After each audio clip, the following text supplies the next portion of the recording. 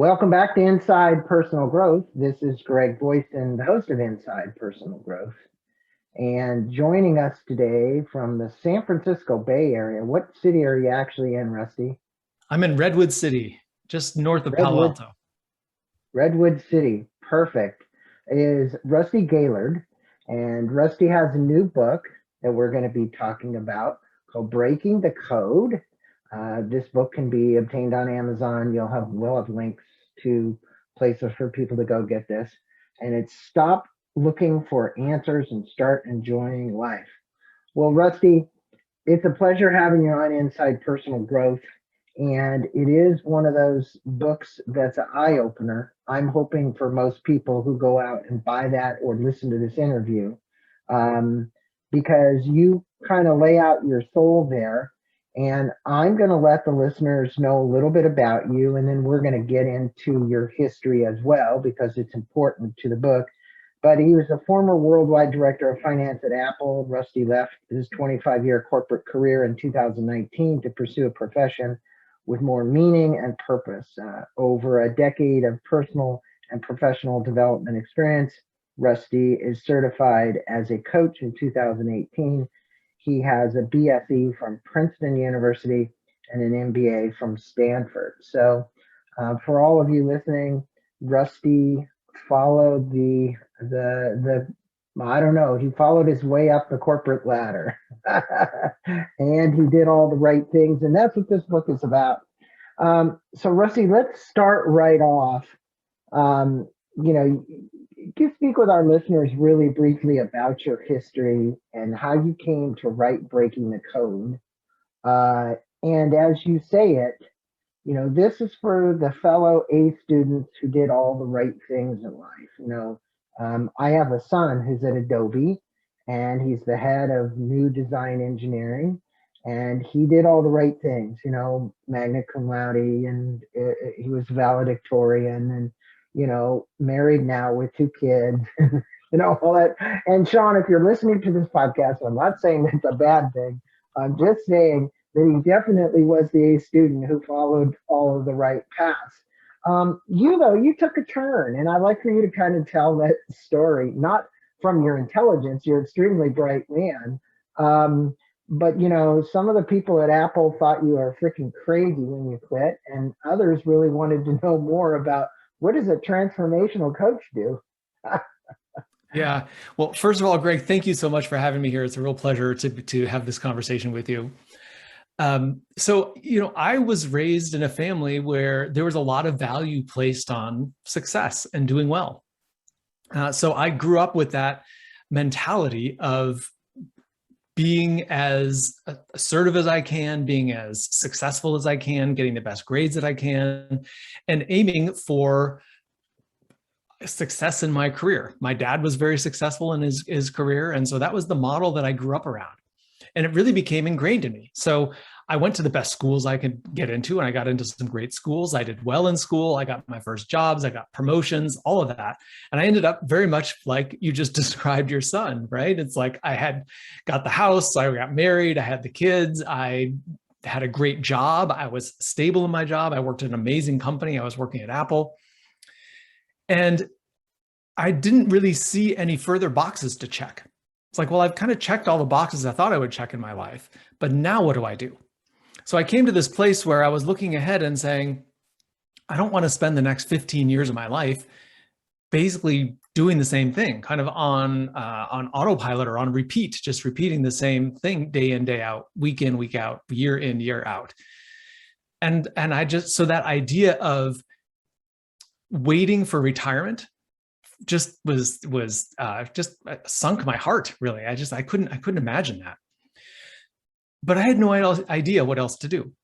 So I knew I wanted something that was more meaningful, more fulfilling, but I didn't know how to get there, because I would look at my resume and say, what else am I qualified to do? What other kind of jobs can I get? And the answers to that weren't any more fulfilling than what I was doing already. I could have gone to another big tech company. I could have done a startup, maybe done consulting, but it felt like another version of the same thing. And that's not what I wanted. I wanted something that was more meaningful and fulfilling. I wanted something so when I reached retirement or reached the end of my life, I looked back on my life. And I said, did I spend that portion of my life well? Did I invest my time and my energy into something that was productive and meaningful? And do I have something to show for it besides just a bank account? And that was the question that I was stuck on for years, really. And it came to a head when I actually, to use the words that I've put around it, broke the code about what do I think is possible for me? What do I think I should do? Given my background, what is appropriate next step for me? Once I broke through all of those kind of assumptions and constraints that I had, that's what enabled me to find a new path.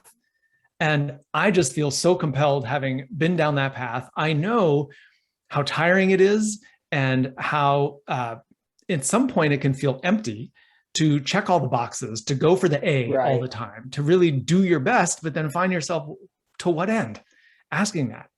And so I wrote the book for people who find themselves there. And I know in Silicon Valley, and not just in Silicon Valley, but all over the country, there's really smart, successful people who find themselves questioning, I've worked so hard, but for what? And now what comes next? And so the book is really for those people. Well, and it does a good job addressing the emotional, spiritual elements that one goes through. And I want to acknowledge you for that. You made some hard decisions, right? And a lot of people choose never to make those decisions because they're afraid. There's a lot of fear, and it takes a tremendous amount of courage to make the decisions that you made to go down the path. And it's not because you may have been all together financially that you could make that decision. You have to be all together emotionally to really be able to make those kind of decisions. And it takes digging deep into the soul and asking some pretty heavy questions and using contemplation. Whether you're a great meditator or you're a great contemplator or you're somebody who does yoga or whatever you are, you literally have to get in touch with that element of you in the world and listen to that small voice inside that you realize is the true voice. I wrote a book about this. So I wrote a book about intuition. And we said that, you were at the top of your game when you gave notice to your boss at Apple. You told him you're going to become this transformational coach and pursue more meaningful work, underscore meaningful work. And that's probably the big operative word here for most people listening. What do you believe were the reasons for you making this choice in life? You've talked a little bit about it. And what were your greatest regrets and or personal pains prior to making the decision? In other words, I think that sometimes people go through this mourning as well, right? It's like they'll make that decision and then there's a mourning. Oh God, what did I do? Because they don't have enough faith and they're not listening to it. So that's a regret, right? Hopefully you didn't have any regrets, but it'd be quite unusual if you had made these big decisions and hadn't had some regrets. And then what were the personal pains that you were having, emotional pains you were having just prior to making these decisions? I will say very fortunately that I really have had very few or no regrets around this decision. Okay. And so it's been, which is not to say it's been easy, right? I think that anytime we make a change like this, as you said, there's fear and you have to find the courage and the strength to work through that. And hopefully we'll talk more about that. But in terms of the personal pains, I talked a little bit about the career path I had taken that brought me to this point where I wanted to do something else. But the desire for a more meaningful work was really the intersection of this career path that I was on, plus my personal life. And in the personal life, the thing that happened was I got divorced after 13 years of marriage. I never thought I would be divorced, right? When we think about the A players, it's like you do everything right. You get all the good grades. And that does not include getting divorced. Of course, that was never in my playbook, but it happened. And to me, it was the biggest public, undeniable failure that I had had. And that's how I saw it. I saw it as a failure. And it was incredibly painful, both the losing of my marriage, that, I have a son. And so, that makes things even more complicated. And then also just the changing the way I saw myself, honestly. because I had seen myself as the A player, someone who was successful, who accomplished his goals. And I had in many aspects of my life, but then I failed in my marriage, and that my marriage fell apart. So I had to come to terms with that. Like, oh gosh, maybe I'm not fully defined just by my successes in life. And, checking the boxes and accomplishing all my goals. Yes, that's important, but that's not all there is to life. And I can still be a good person even when something doesn't go well. So I learned so much about myself having to navigate this divorce, and it was wildly painful. And it was a high conflict divorce, unfortunately. And I would not wish anyone that kind of experience that I went through. But I would not trade the learnings for anything, because I grew as a person and came out of that so much stronger.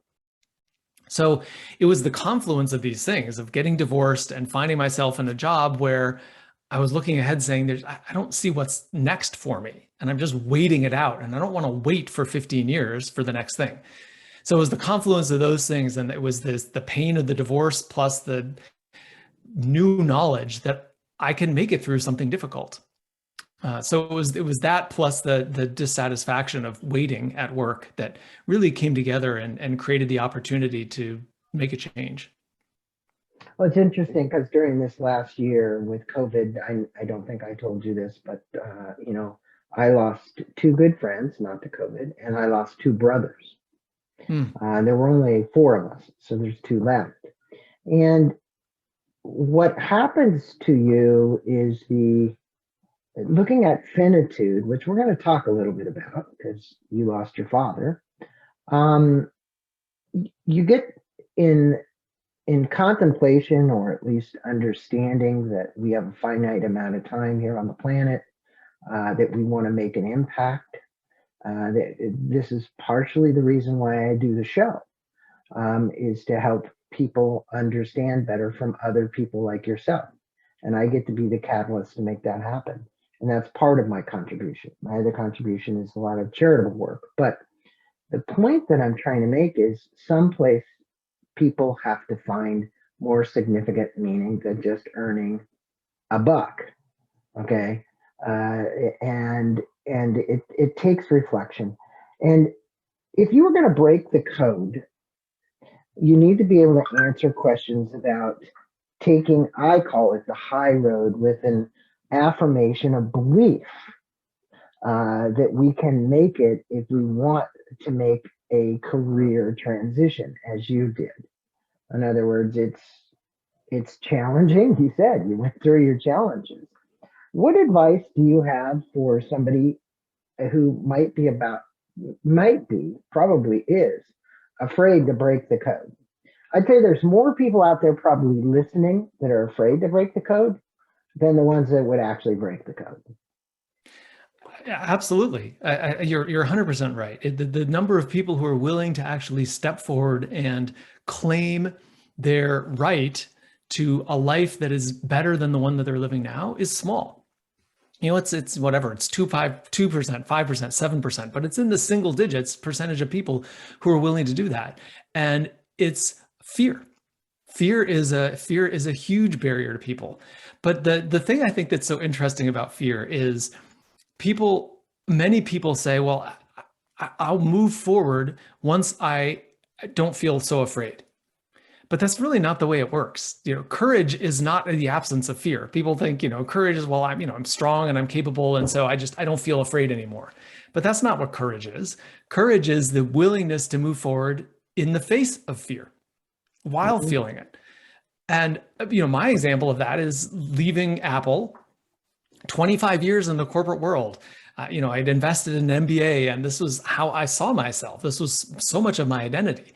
So to walk away from that, a stable paycheck, to go do something I'd never done before, to go from an expert in my field to a beginner in my field, of course I was nervous. There's no question about that. But one of the ways I work through that, and this is something that I like to help people with, and I find this to be and I think, Rusty, what might be important to say is, and I remember reading this, you chose to take a demotion instead of a promotion, which put you in this dead-end position because it was costing you more of your time. I think this is important because you were the kind of guy that worked through lunch while everybody else was going to lunch because you were so driven. Okay. Um, so you weren't having as much fun, maybe, but the reality was is you got stuck in this dead end kind of area, is what the way you told it, and I think that's an important element to the story, um, because on the flip side of it was more demands on your time working with people internationally that was taking up very important time with your family. And you said, I'm not going to give that up to do that. So give me a job that doesn't do that. Is that correct? Yeah, it is. It is. I did. Yeah. I took a lower level job because I felt that pinch between the demands on my time at work and my desire to be present in my family. Absolutely. Yeah. Yeah. Yeah. And I think for a lot of people out there, that happens. At some point, there's this turning point where somebody wants to give them a promotion, but a promotion doesn't always mean more freedom. It actually usually means a lot more time at work. And you didn't want to spend that much more time at work. So what do you advice do you have for the people that are afraid they're maybe about ready to get a promotion? They're going, damn, I don't, this is just going to take up so much of my time. I'm not going to be able to get out of it. I'm a rat on a wheel, is what it is. I'm the rat on the wheel. Yeah. Well, so there's two parts of that. One part is the really getting clear about what success looks like to you. It's Mm-hmm. so easy to say, well, success is the promotion, and success is a bigger paycheck and a bigger house and a bigger car and all of those things, which is society, right? That's what that's the vibe that we live in. But that's a very simplistic view of success. And it's so important to understand and really think about, what does success look like for you? And one of the ways I encourage people to think about this is to do what I like to refer to as the rocking chair test. I got that name from a friend, but it's, imagine yourself towards the end of your life where you're sitting in a rocking chair reflecting on your life, and look back to this moment in time and ask yourself from that perspective of reflection, what was the right choice? What is the right path for you? That's something that I did when I was contemplating leaving Apple. I was saying, whether, and it could be you're contemplating turning down a promotion, or you're contemplating leaving your job to start something else. Whatever decision you feel like you're facing, you can reflect back on it from a future perspective. And that future perspective somehow is older and wiser, has the benefit of hindsight, even though you're doing this in your imagination. And it's way easier to get to that intuitive sense, to connect with that intuitive sense of what is the right path forward for you. It's interesting. There's a quote in your book, and I don't have it in front of me, but I used to teach a course called The On Purpose Person. And it was Kevin McCarthy who started that course years ago. And then I created my own. And one of the things was, is your life on purpose or is it by accident? And that's a pretty similar quote to what you had in the book. And I think the reality is that you're saying people have the option to live a life on purpose, although they don't know it because the code tells them that they can't have life on purpose. When you got your coaching designation, you said that this was transformational coaching designation. You brought you to tears because it was 100% your choice. Mm-hmm. And that's where I was making that analogy between being on purpose and being by accident, right? Life isn't by accident. So for those who have brought into their living with their lives with these expectations of others, in other words, it's like, okay, my mom, my dad, my boss, my whatever expects me to do this. What advice would you give them to break free from that bondage? Because they are trying to live a life around what somebody else has an expectation of them being. They've always lived that life. So the hard wiring is pretty set, in other words, the neurons are firing, the wiring in the brain goes that way, and it goes, no, I've got to be a good little boy. This is the way I'm going to be.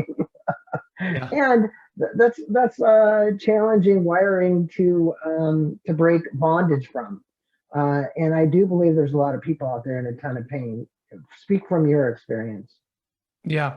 Well, I think there's, there's a whole process around this, and we'll talk about this, the acronym code, which I've got for how to Yeah. break through this. But before I go that, I would guess I would say that I talk about the three essential ingredients to find the zone of possibility.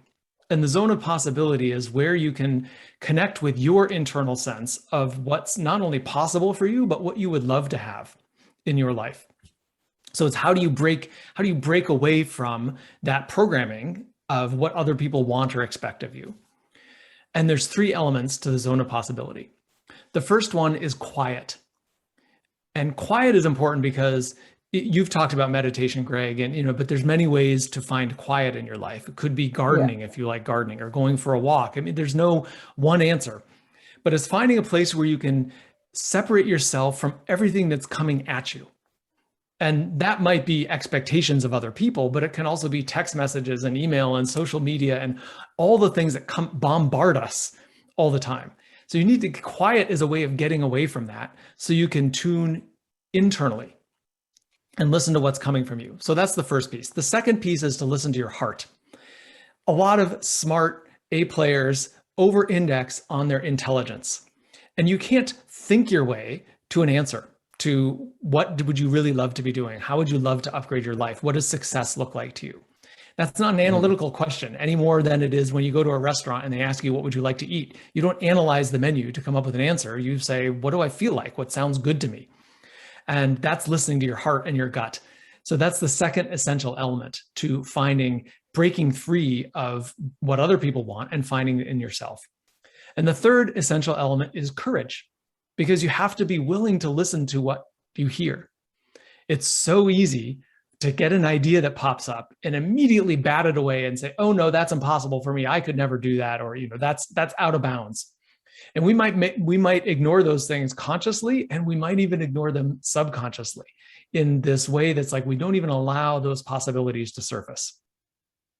So it takes some quiet, listening to your heart, and courage in order to tune into what is it that you really want, and what does success look like for you? Those are three good, excellent pieces of advice for anybody. Getting time for contemplation is so important because that's the first point. Free yourself from the cell phones and the computers and the things around you, and go walk in nature, take a bike ride, Mhm. go do a swim, meditate, Tai Chi, yoga, whatever it might be. There's lots of things. Now, Rusty, you went through this painful divorce, as you'd said, but despite all the things you did to save the marriage, it still ended. And you advocate that emotional pain can be beneficial, and that we don't have to wait for things to get bad to choose a life of fulfillment. Um, Although frequently that is the way it happens, the pain comes and it's big enough that we make a change. We're willing to change. It's unfortunate as a human species that we almost are wired this way, but we seem to be. Proactive change in that respect doesn't happen as frequently as people think. So, what would you tell someone who's sitting on the fence about changing a career, getting out of a marriage, that might ease their anxiety and fear about making the move on a proactive basis versus waiting for something to come down on top of them uh, because they're saying, your wife says, "Well, I'm leaving you," or the boss says you're fired, or whatever it might be. There's lots of things that can happen.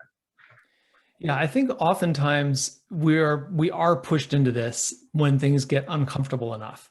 But the alternative is to get pulled into a change because what's on the other side is appealing to you.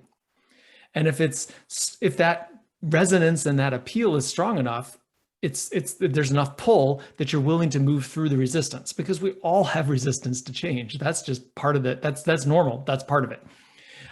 So part of what I would encourage people to do, or contemplating a new job or leaving a marriage or whatever it is, we get so focused on the change aspect, on the part that seems hard, that we lose focus on what's on the other side. And what's on the other side is, that's where you get the opportunity to recreate what it is that you would love. What kind of work would you really enjoy doing? What kind of relationship do you want to be in? What is good about that kind of life that you want to live? So remember, keeping that in focus, keeping the goal in focus rather than all the obstacles and the hurdles. Remembering that whatever you're putting your attention and your focus on, it's like a magnifying glass, and it just amplifies the experience of that in your life. So if you're putting a magnifying glass on all the problems, you're going to be amplifying the problems in your life. So rather than do that, bring your attention and the magnifying glass to the solution, to where you're going, to the destination, to your vision, and all of the good things that will come from that. And keep your focus on that, because that's the whole reason for making a change. And the second thing I would add is all the more reason I would say that people need a coach during this time. They need somebody, whether it's a psychologist, a coach, whatever your choice is. Now, obviously Rusty does coaching. He's a transformational coach, and he'd love to hear from you. Here's my my commercial for you a little bit. You can reach out to him. We're going to put a link to his website. But the reality is, and he's got a page that we're going to put up there for 2 free chapters as well of the book. We'll also have a link to Amazon. But my point is, look, we brought up an element here that takes courage. It even takes courage to find a coach and choose to go do coaching, right? A lot of people think they can work through this themselves, and frequently you can, but it certainly is less painful when you have a confidant to speak with about it. It makes it easier. Okay. Yeah. So just a quick note on that, Greg. You mentioned earlier that my dad passed away last year, and I was talking to a friend who happens to do grief counseling. And there's a part of me that said, I don't need a grief counselor. I've been in therapy for 15 years. I'm a coach. Like, I know how to do this. But I had one conversation with this guy that was so insightful. I said, oh my gosh, I want to do this. And I'm sure I could have navigated the loss of my father on my own. I'm sure I could have. But it was a deeper and richer experience to do it with someone else. I learned more, and it's part of the human journey to enjoy being in that process with somebody else. So I just, that was just a simple experience that I had, or maybe not simple, but meaningful experience that I had recently about working with another person. And I just think that the people and the relationships and the ability to have someone else to help see things that you can't see yourself is just so rich and powerful. So just to I agree with you, and I think part of that too is the society. I just did an interview with a gentleman in San Francisco on a book called Reinventing Masculinity.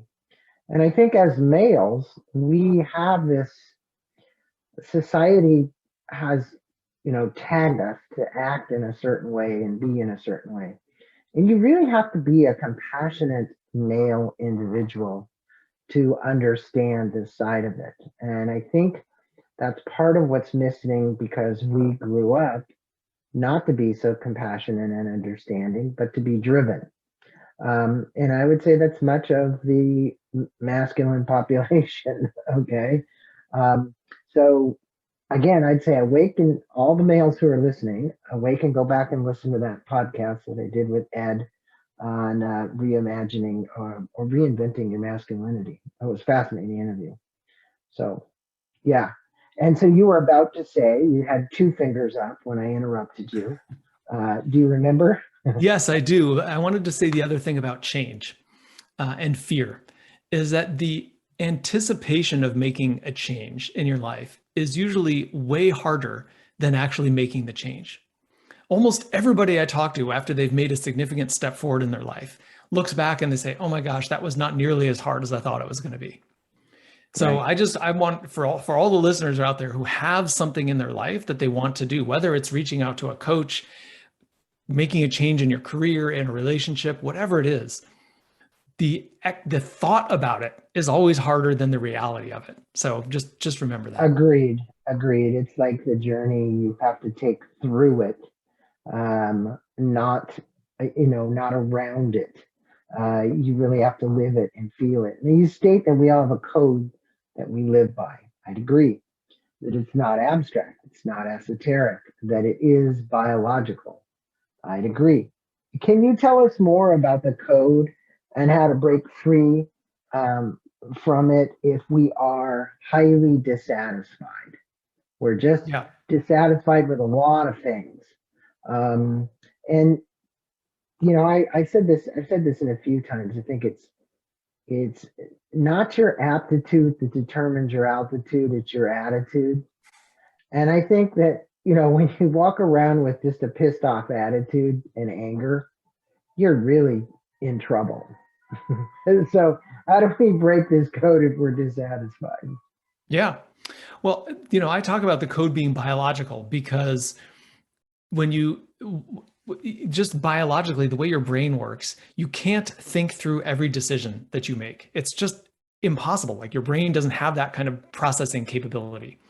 If you reflect back to learning to drive, I know my experience learning to drive, it felt totally overwhelming.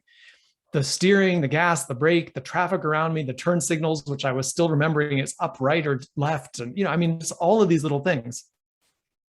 Before it is automated in your brain, which becomes code, you got to think about it. And you just can't navigate life that way. There's way too much. There's way too many decisions to make.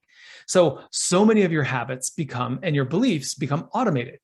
So think about just to reveal some of your code, think about it this way. Like, what is your response to this? Work is hard. Do you agree with that? Do you disagree with it?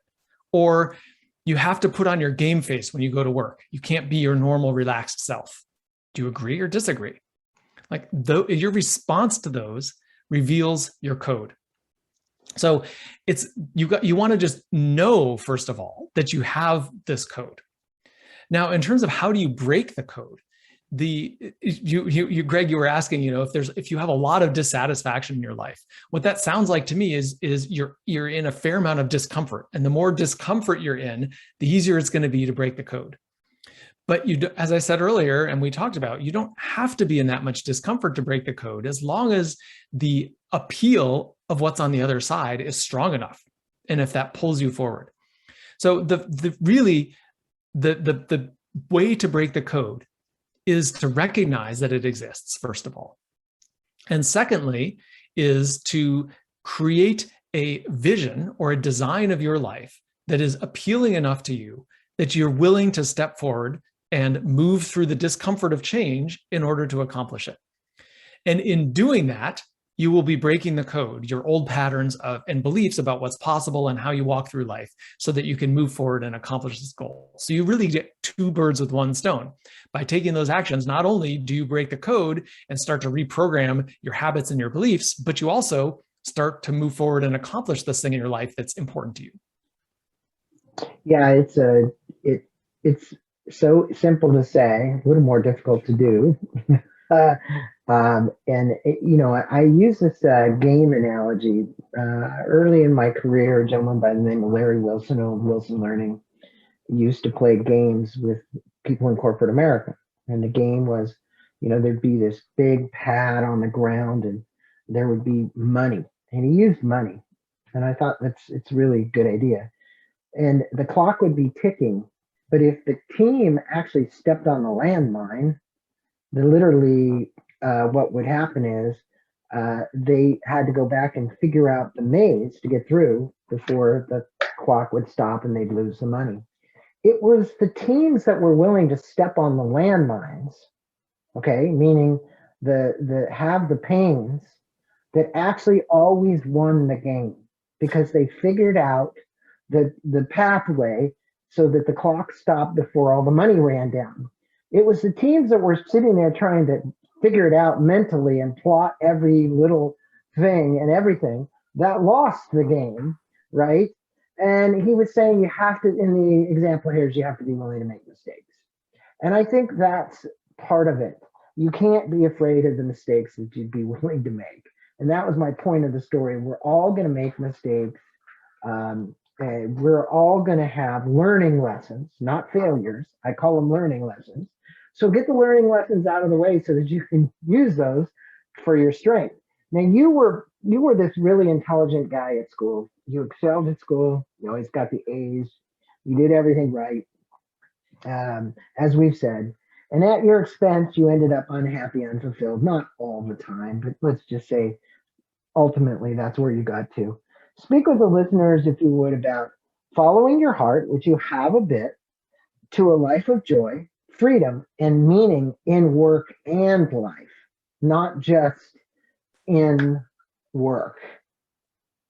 Well, yeah. So first, I just want to say, just a quick side note. I love that story you just told about that game. You have to be willing to step on the landmine. That's Right. brilliant. What a fun exercise that must have been to witness. It was a hell of a learning experience, because if you were with teams that weren't willing to risk, there you go, weren't willing to risk, they always lost. Yeah. The teams that were willing to take the biggest risk, or the individuals, were the ones that always won. I don't know if that's always true in life. I will just say it was true with this game. Mm-hmm. Mm-hmm. Yeah. Well, as a side note, there's been actually academic studies of the same thing. I think it was photography, where they said, one group was assigned to take the best picture and the other group was assigned to take as many pictures as possible. And at the end, when they looked for the best picture out of all of this, it came from the quantity group rather than the quality group. Same idea. Yeah, well, you know who's a good example of that? National Geographic photographer. I'll never forget. I went to a big event and got to hear him speak. And real quickly, his name was DeWitt. And you probably could look him up. And he used to hear a voice inside his head. And he said, I'd always listen to the voice inside my head. And it would say, turn around, DeWitt. Lay down, DeWitt. And this voice was like talking to him. Now, most of the photographers thought he was crazy. He always got more pictures published than anybody else because he took different angles, different shots of the animals. But he was listening to his intuition say, turn around, DeWitt, take a picture from this angle, right? And I think that's part of what you've got to do. You've got to plug into that. You've got to listen to it. Yeah. Yeah. And you just asked about, it's not just career, it's about life. And I think that it's that listening to that intuition. And it's absolutely about life. We get, especially A players, we get so focused on career, which is, hey, the meaning is the promotion and my salary and all of this. But, when you're taking your last breaths and reflecting on your life, what will you be thinking about? What will make a good life? I just, nobody is at the end of their life saying, I wish I spent more time at the office. And it's like I heard somebody quip one time. It's like, hey, I don't want to be the person on my gravestone. It says, here lies Rusty. He worked hard and paid his bills on time. I mean, like, that's just not the life I want to live. Right. And the answer to what you want, it's not just about work. It really is about life. And we somehow have fallen into this trap or this belief system that it's like we have compartments of life. We've got the work compartment, and then we've got the rest of life compartment. But if anything, over the last 18 months during COVID, we have learned those things are way more integrated, and by necessity over the last 18 months. But even beyond that, they're really more integrated. And our habits around what we do at work show up at home. Our habits around what we do at home shows up at work.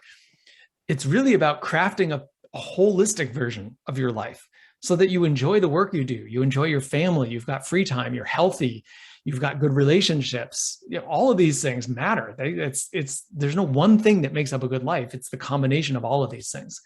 So, in all of my work, a lot of people come to me because of career, but the work that we do is never only based on career. It's about the whole picture, because that's what life is. I'm just curious, this is off the bar question, but of all the people you coach, how many of them have a background in being CFOs or financial people, or are driven that way? What's the percentage? Is it pretty high? No, I would say it's not necessarily finance-oriented people, but the common denominator. I work with business owners, I work with people who work in corporations, in all sorts of different functions, but really the common denominator is this A player mentality, because it doesn't matter what field you're in, but it's the way you think. Well, you have to have the pedigree.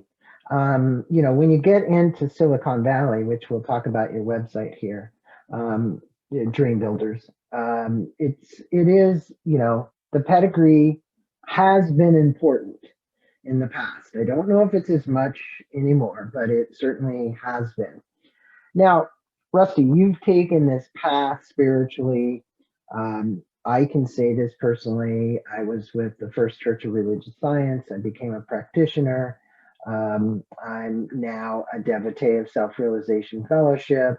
I've been around the block. I have a master's degree in spiritual psychology. So I get it. And I get that you can get super inspired by the monks and the various people. You can go on a junket to India. You can go to an ashram.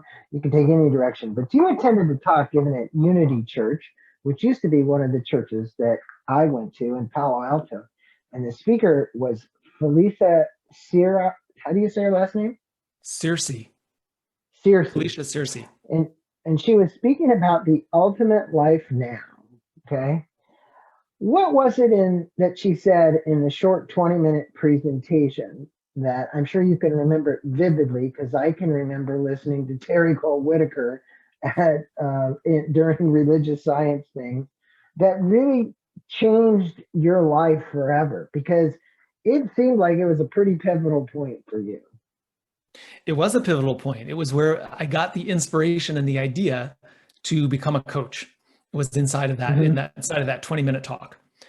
And the thing that she said, which if I put my language around it, it was breaking the code. But what she was saying was, if you start to think about what you would love to do with your life, with your career, but even more broadly, as you said, with your whole life, how that whole picture looks.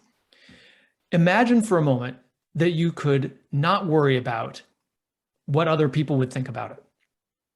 If you didn't worry about how much money you made or you thought you would make. If you didn't worry about whether you're qualified, whether you've done anything similar in the past.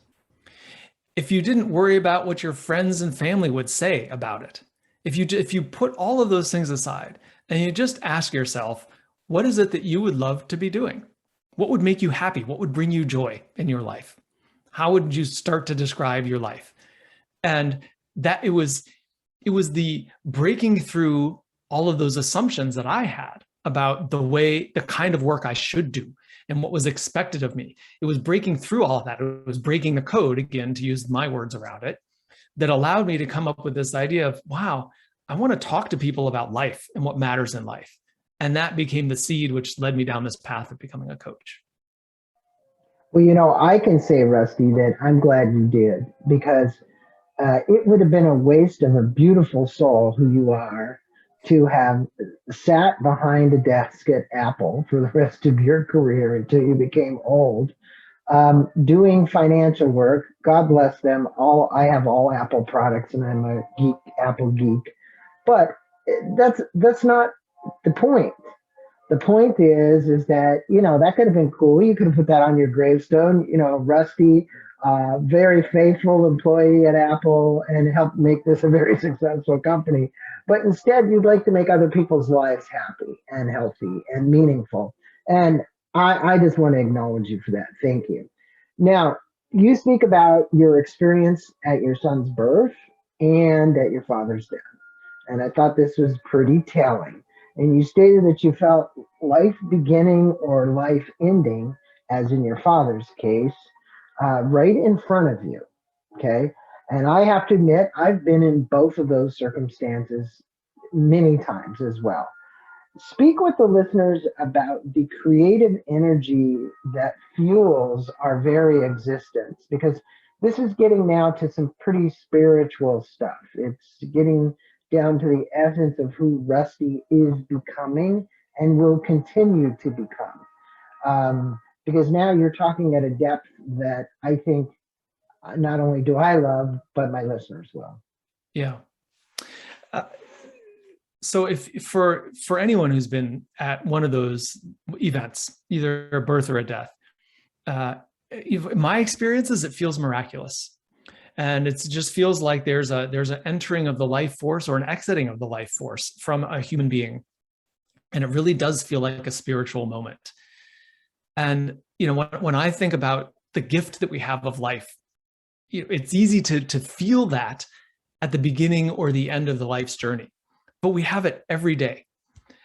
And it's this miracle that is your body, that you breathe and your heart beats and your digestive system works and your pancreas does what it's supposed to do. And just all of this complex organism works effortlessly. There's no effort required on your part. There's no thought that's required. It just happens. And it's a creative process because your body, cells die and new cells are regenerated. Like your body is recreating itself all the time. That gives us this wonderful, wonderful opportunity. This creative essence is with us every day. And when you open your eyes in the morning, you have a day of potential. And it's this ability to shape that day that I think is such a blessing that we have. At some point, our eyes won't open anymore, and that will be the end for us in this journey here on Earth. But until that point, we have the ability to learn and grow. And it's so easy to just do what we did yesterday. The words that I use, Greg, is you're living by default, which is just repeating what you've done in the past, or by design. So we were talking about that earlier. And it's this creative ability to live by design because you're given the gift of life every day that you open your eyes. And that day has unlimited potential. You could do any number of things that day. Yes, of course, you have planned to do things and you have habits and you have expectations and all of these things that you carry into the day. But you get to choose every day. And as a creative and you also person, get to choose to do that with gratitude. Absolutely. I find one of the most important things that I've learned in this 67-year journey is, when you wake up in the morning and you give gratitude for the day, just everything you're grateful for, and you repeat that before your feet hit the carpet or the tile or whatever it is, it seems to be that it sets in motion something different for you, a different perspective. The longer you give that gratitude, the more interesting it becomes. And, you say to upgrade this inner tech that we should follow the acronym for code. This is your acronym part. Can you speak with us about what the letters stand for and how to design a vision for the next level of, let's use this word success, but let's put brackets around it and say it's not the measure of success financially. It's the measure of success in the whole continuum of life, everything in life, right? Family, friends, relationships, money, however you want to do it. But I think a lot of people look at the word success and they immediately zero down in and they go, oh, that means that I have to have a lot of money in my bank account. Yeah, I'm 100% with you, Greg. That success is not about the money. It's about your experience of life and having what you want in life. So the acronym of code is how you get there. C stands for confront. You have to confront both your existing life. So you got to look clear-eyed at your life and say, where would you like more satisfaction and fulfillment in your life? So you have to confront that, but you also have to confront your beliefs about why that's not possible or where it's difficult for you. I don't have the time. I don't have the money. It's not the right stage of life for me to do this. My kids are young. I need to wait till they're older. Oh, I can do that once I'm retired. You have to confront all of these beliefs that inherently hold you back. The next stage is O for optimize. Optimize is about optimizing some of those beliefs. This is exactly what I described happened for me in that 20-minute talk when I was sitting there in the Unity Spiritual Center in Palo Alto. What if it didn't matter what other people thought? What if you didn't have to worry about how much money you made? What would you love to create in your life? So optimize your beliefs, recognizing that you can create anything that you want.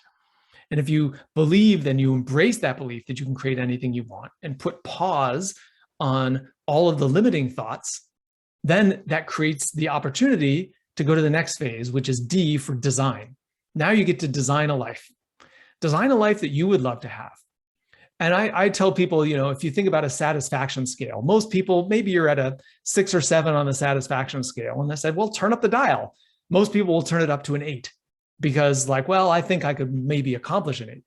So rather than aim for what you think you can accomplish, Aim for a 10 or even an 11. Stretch beyond what you think, just a little bit beyond what you think is possible for you, because you're stretching those beliefs. That's the only thing that's holding you back. So design a life which is not just a career and an income, but it's also your relationships, your health, your free time, your hobbies, your interests, all of those things that come together to make a rich and fulfilling life for you.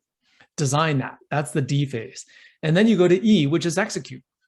And when you think about execute, you don't have to jump from 0 to 100 all in one leap. You can start with 1 and then 2. So if you've designed a picture of a life that you would love to have, what is the next step? Just to use my own journey as an example, when I got this idea in this 20-minute talk about wanting to have more conversation with people, the first step was to get curious about what that might look like. Would I want to be a therapist? Would I want to be a coach? Would I want to be a minister? I don't know. So start to get curious about that and explore it. And that is an action step. It didn't mean marching into my boss's office and quitting my job on day 1. Well, and I think also something that if people are at this stage, go find other people that you think are doing what you want to do and interview them, be with them, talk to them, find out what it is like for them. What are the ups and the downs of that new career or whatever it might be, or the new relationship that they're trying to build. And I think when you find like-minded people like that, it really helps.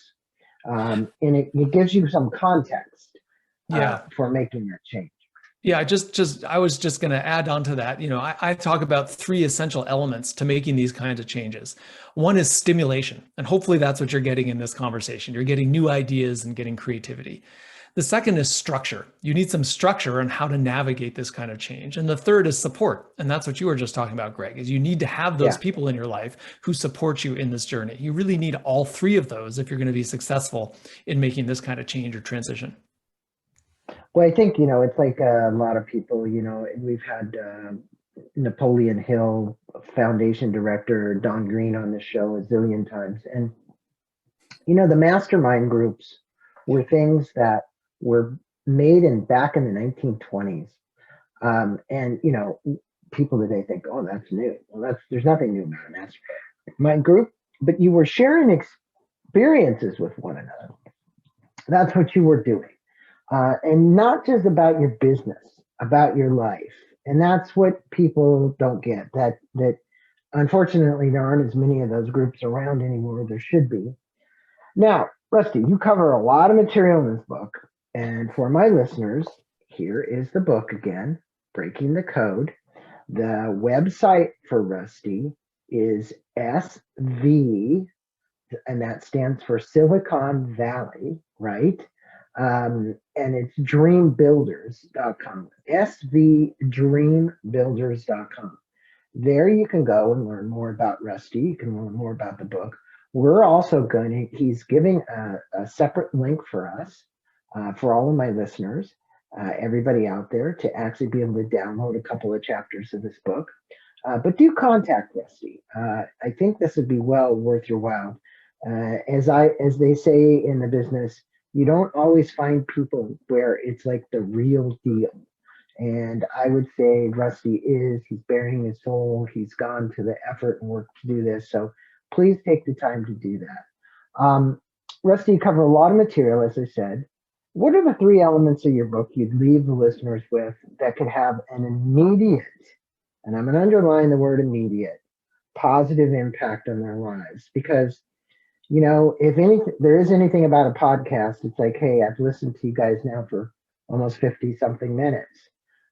Tell me something that I can take away and I can apply. And that's where people really want that. So this is the hardest part of the interview. Yeah. So I'm going to offer a couple of things. So number one is to recognize that you just acknowledge that you've got a code, right? That this autopilot, this system that drives so much of your behavior. Second thing is to recognize that you can change it. That doesn't have to drive you. But the way to change it is by setting a goal, coming up with your picture of success. Again, success not in a financial sense, but success in the terms of what really matters to you. Come up with your picture of success. So spend You can do it in as quick as 2 minutes or 5 minutes, but you have to be willing to find that place of quiet, to listen to your heart, and to have the courage to believe what you hear. And when you do that, once you've got that picture of success for you, holistic success in all of your life, then take an action. It doesn't have to be, again, you don't have to go from 1 to 100. You don't have to march into your boss's office and quit your job, but you need to take a step that moves you in that direction. It's really that simple because, so many of us say, I'll move forward once I have belief. But really the way it works is I start to gain belief as I'm moving forward. So don't wait for everything to be lined up. Come up with that picture of success for you and take an action step. I want to add one other thing, Greg, just in addition to the first 2 free chapters of my book, I'm also put together a special workshop just for listeners of Inside Personal Growth. So if you sign up to get the first 2 chapters, you'll also get an email with the information to join that workshop. So depending on when you're listening to this, you might be listening to this well after the workshop happens. You can get a recording of it. So that will all be available just for your listeners. And this is just for listeners of Inside Personal Growth. So we'll have a link for that in the comments too. That's quite a bonus. So for all my listeners, I would take Rusty up on that. Again, he's a transformational coach. We've been on with Rusty speaking about breaking the code. Okay. Stop looking for answers and start enjoying life. That's why I loved it. This is an easy read book, folks. So for those of you who are watching on YouTube, just, pick it up, get a copy. It's not expensive. Reach out to Rusty, click the link to get the 2 free chapters first, if that's what you need. And if you don't, then just hook up with Rusty directly. And I'm sure that he'd be willing to speak with you. Would you be willing to take calls from the listeners or emails? And do you do like a little pro bono discussion before they get involved with you as a coach? Absolutely. I mean, of course. So if you're interested, all my contact information is on my website. So check it out and contact me. I'd love to hear from you. Okay. Well, Rusty, namaste to you. Thank you for all that you're doing. Thank you for making the transition. Apple lost a really good, dedicated employee, but on the other hand, the world gained a really good person with a big heart and big soul who can now outreach to a lot of people and affect a lot of lives. You might want to go back in Apple now as a transformational coach and actually offer your services to them. Right. You should. Blessings to you, man. Thanks for being on Inside Personal Growth. Thanks, Greg. It was great.